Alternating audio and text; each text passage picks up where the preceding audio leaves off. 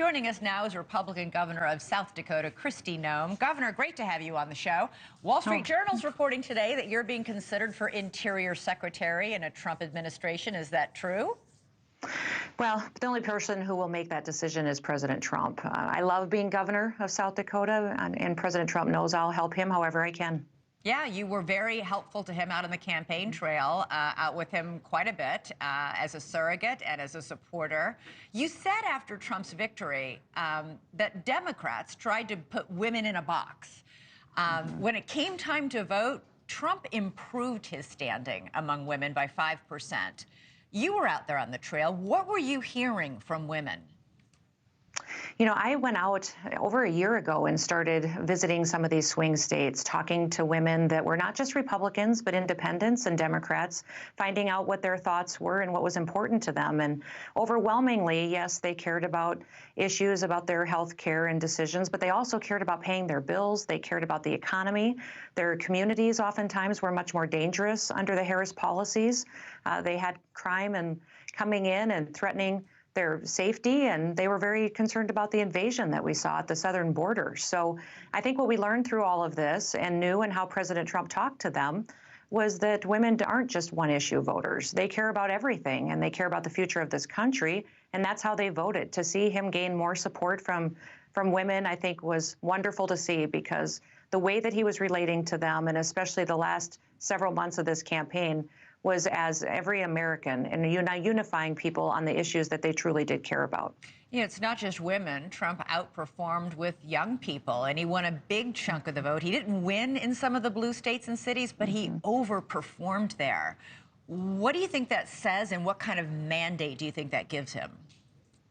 Well, I think there was such a contrast between these two candidates. If you watched Vice President Harris out there, she was oftentimes dividing people, making personal attacks, not talking specifically about what she would do. Not talking specifically about what she would do. It was hard to know what she stood for. She wanted to separate herself from President Biden, but then yet said she couldn't think of anything she'd do differently. That's confusing to people, no matter what age you are, no matter what your cultural background is, your heritage, or if you're a man or a woman. They want to know what you're going to do when you're given the opportunity to serve as the president of the United States. And President Trump has 4 years of experience that he's already shown the American people, and they trust him to go right into office and to do exactly what he campaigned on. All right, you are a current sitting governor, so you know all the other governors. You guys all have an organization. You do a lot together. You work together on a lot of issues. Democratic governors of several states are already warning President-elect Trump not to go too far. Illinois Governor J.B. Pritzker said, "You come from my people, you come through me." California Governor Gavin Newsom has called a special session to, quote, safeguard California values and fundamental rights in the face of a Trump administration. Some Democratic governors say they won't even adhere to Trump's plans for mass deportations. How much power do these Democratic governors actually have to say no?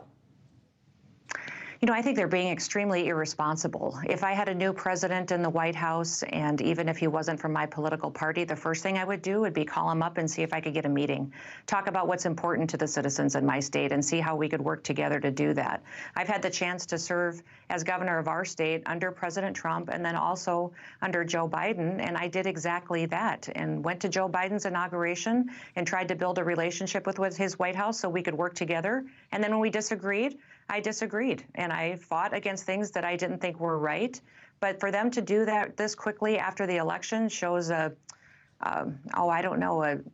just non-mature. It's not a mature response, and it's a little silly to come out of the gate like this. They do much better picking up the phone and having a conversation on what they can do and what they see as the future of their states. Yeah, I think that was like 2 days after the election that these statements and news conferences were happening.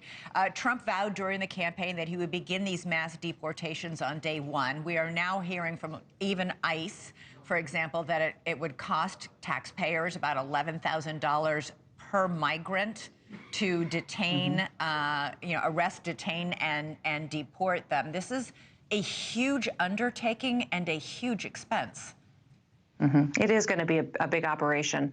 And President Trump has already indicated that he wants to start by making sure that we're deporting the most dangerous first. Those criminals, murderers, rapists that are threatening safety in our communities, they're going to be the first ones on the list to go. And from there, yes, it's a commitment, but it's a commitment for our national security interests. And we need to have a secure border, know who is here, and then recognize that many of these dangerous individuals and people who aren't here to make America better are on programs, and they're spending taxpayer dollars in many of these states to clothe them and to house them and take care of them and their families, when the responsibility shouldn't be on the American taxpayer or the people that live here. It should be on their countries where they came from. When they came into our country, let's all remember the first thing they did was break the law. They came here illegally, and by Vice President Harris allowing that to happen when she's in charge of the border, she was breaking federal law as well. And the American taxpayers and the American citizens just held her accountable. They said, no, we don't trust you with our country anymore. They put their faith in President Trump, and now it's his job to make our country safe. Many of the people in that first category you mentioned, convicted criminals, people who've been found adjudicated to be guilty of crimes already and are in prisons currently, being imprisoned at taxpayer expense. Do these people serve out their sentences in prisons inside the United States and then get deported, or would we take them out of the prison and deport them now? There's some of them in prison, but they're only in prison in America today if they've broken a law and if someone has picked them up while they were breaking those laws. And even, Elizabeth, you know that in many of our larger cities that are Democratic led, or states that are democratically led by some of these governors, they're turning them loose again. They may be criminals in other countries, but they bring them into court and then they release them on bond or bail or nothing at all and not held accountable. So once they're interacting with us, we will make sure that they're deported immediately. They do not belong here, and we won't let them back in. We just heard in response to the news that Special Counsel Jack Smith has suspended all of his investigations into President-elect Trump. We just heard the spokesperson for the President-elect say it's time to end the warfare. Does that mean ending the warfare for President-elect Trump as well? In other words, when he was out on the campaign trail, sometimes with you, he did talk about the fact that about the enemy within and referred to many elected Democrats as being the enemy within. Do you expect that lawfare to continue under a Trump administration, or will, in fact, according to the Trump statement today, will this stop once and for all now? Because we know a lot of voters clearly don't like it. You know, I was grateful to see the announcement from the Department of Justice, and President Trump has spoken to me about this many times. What he wants is for people to trust our three-letter agencies again. He wants us to be able to trust our Department of Justice and know that the right thing is going to be done, that the scales of justice are important. People have to know that they won't be persecuted, that they won't be targeted, that people are held accountable when the law is broken. And that's really what he wants to see put back into place and build that faith with the American people again. So this is a good first step to restoring that. He has said many times that our best story is going to be told through our success. That means from our economy.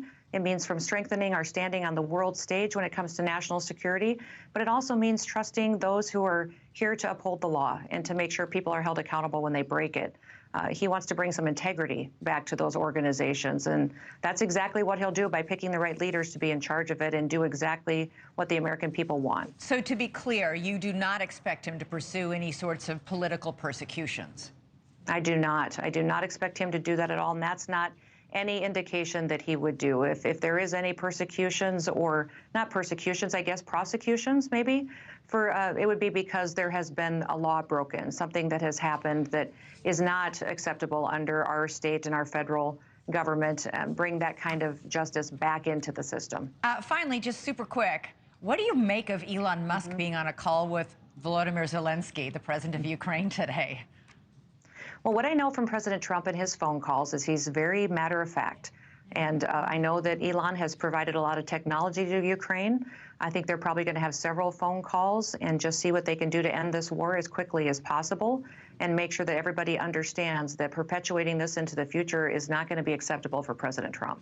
Governor Kristi Noem of the beautiful state of South Dakota, thanks so much. Keep us posted on that interior cabinet possibility. We will. Okay. Thanks so much for watching. Go to joinnn.com to find NewsNation on your television provider.